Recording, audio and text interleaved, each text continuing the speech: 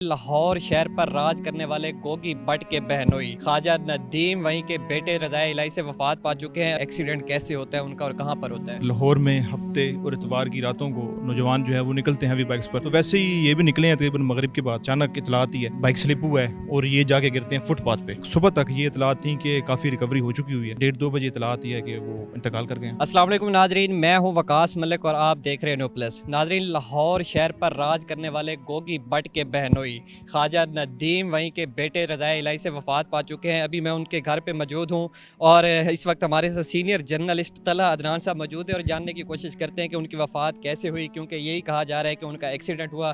Accident कैसे हुआ, कब हुआ, कहाँ हुआ और फिर उसके बाद वफात कहाँ पे हुई, इस हवाले से बात करेंगे। अस्सलाम वालेकुम सर। वालेकुम सलाम। सर, सबसे पहले तो ये बताइएगा कि एक्सीडेंट कैसे होता है उनका और कहाँ पर होता है?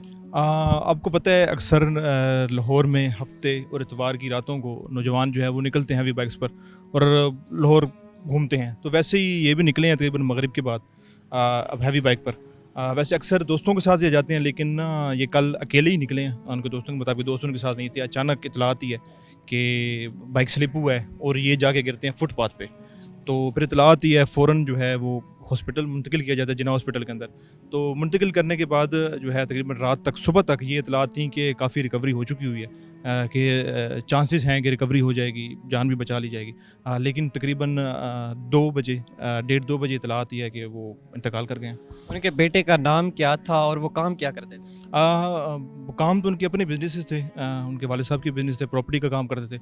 मुख्तलिफ इस तरह के वो काम करते थे, तो वो भी अपने वालिद के साथ प्रॉपर्टी का काम और मुख्तलिफ किस्म के जो कारोबार हैं वो किया करते थे।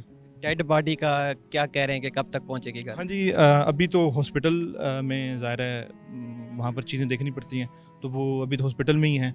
तो जब हॉस्पिटल से ज़ाहिर है वो डेड बॉडी को डिस्चार्ज किया जाएगा, फिर उसके बाद यहाँ आएंगे। उसके बाद जो भी जनाजे का ऐलान होगा, उसके उनके वालिद साहब भी जब आएंगे, उसके बाद फिर जनाजे का ऐलान किया जाएगा। ये वफात उनकी किस टाइम हुई? तकरीबन 1 1 1:30 2 के करीब जो है ये इतलात आई थी उनकी वफ़ात की। और क्या लगता है कि कब तक डेड बॉडी आएगी और नमाज जनाजा का ऐलान कब किया जाएगा? अब ये तो ज़ाहिर है ये फैमिली का फ़ैसला है कि वो किस वक्त करते हैं जनाजे का ऐलान। क्योंकि ज़ाहिर है उन्होंने अपने रिश्तेदारों को भी चीज़ें मामला देखनी होती हैं कि वो कब तक पहुँचेंगे, फिर उसके बाद जनाजे का ऐलान किया जाएगा। और जो डेड बॉडी है, जो अस्पताल से अभी इतलात आ रही हैं, वो अभी तक तो हॉस्पिटल में जो उनके इंतज़ामात होते हैं हॉस्पिटल के, तो वो चल रहे हैं। उसके बाद हो सकता है आधे घंटे या घंटे के अंदर डेड बॉडी जो यहाँ पहुँचे। फिलहाल यही सुनने में आया है कि उनकी वफात हो चुकी है और डेड बॉडी जो है अभी तक वो अस्पताल में है। जैसे ही वो यहाँ पर आती है, फिर जो आगे वाली तफसीलात होंगी वो भी इंशाल्लाह हम आपके साथ शेयर करेंगे। इसी के साथ दीजिए इजाज़त। अल्लाह निगहबान।